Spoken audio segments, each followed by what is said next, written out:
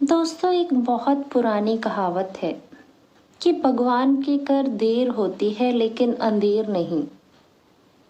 मुश्किल समय में हम ईश्वर को याद करते हैं और यकीन कीजिए, ऊपर वाला बहुत शक्तिशाली है।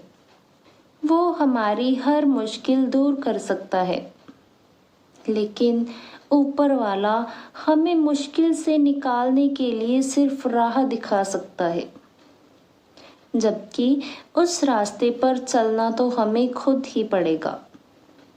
मतलब कर्म हमारा होगा, ईश्वर तो सिर्फ प्रेरणा देता है। तो चलिए इसी बात से जुड़ी एक कहानी सुनाती हूँ। एक गांव में बाढ़ आई थी। लोग जान बचाने के लिए घर की छत पर चढ़े हुए थे। एक व्यक्ति छत पर चढ़कर लगातार भगवान को याद किए जा रहा था। वो भगवान में गहरी आस्था रखता था। पानी बढ़ता जा रहा था, बढ़ता जा रहा था।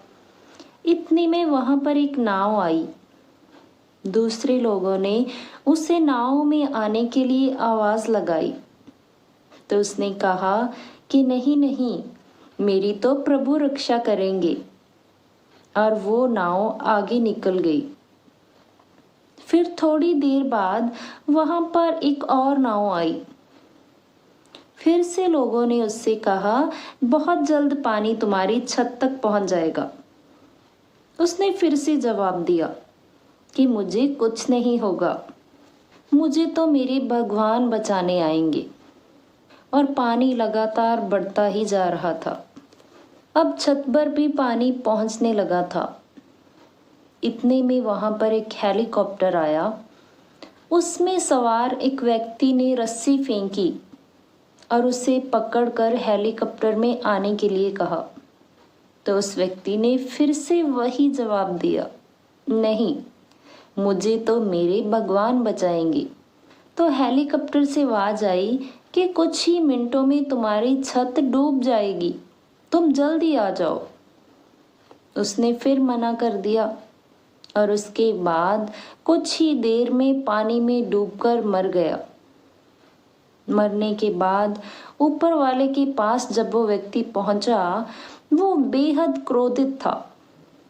उसने भगवान से कहा कि मैंने जीवन भर आपकी भक्ति की और जब मैं मर रहा था आप मुझे बचाने क्यों नहीं आए।